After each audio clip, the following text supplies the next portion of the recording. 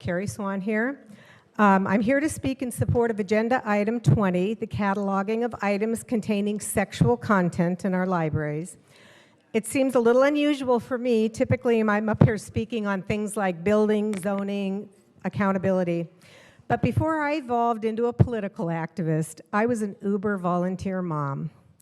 I'm a PTA president. I chaired numerous committees, including the reading program at Moffett Elementary School, sports, theater, dance, scouting, you name it. I saw my role as playing a vital part to help my kids and the entire community and give our kids the most enriched and safe environment to grow up. Less than 20 short years ago, I worked side by side with some of the very people in this room to provide the most safe, beautiful, and innocent life we could provide for our kids. Mr. Kalmick, despite your lies and fundraising, he leaves the room again. He doesn't like seeing me here. This is not a book ban. Sadly, your fundraising on this is what we've come to expect from you. I watched the entire Senate Judiciary Committee hearing on September 12th on book bans and censorship, where the founder of Parents Defending Education made a statement that really struck me.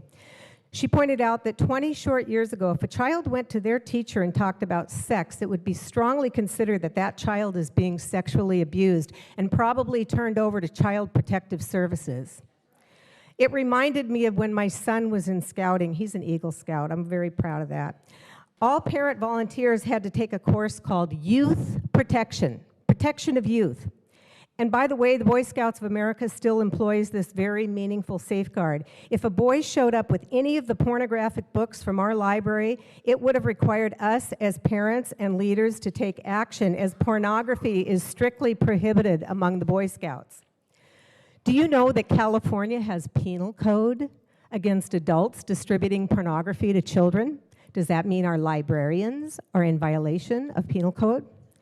As I pointed out, excuse me. Hold on. Freezer time. Again, give everybody, whether you agree or disagree, the respect that you expect when you speak. And if you don't do that, we'll go in recess and we'll be here longer. I'm not going to put up with it tonight, all right?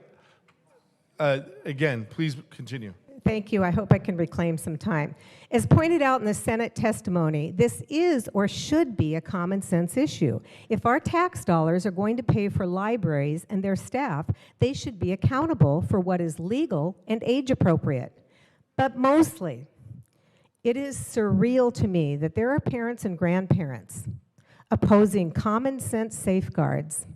And I'm especially saddened that there are parents who I know personally who've made this a partisan ideological battle, namely Mrs. Peterson and Mrs. Doss. Our sons were in the Boy Scout troop together.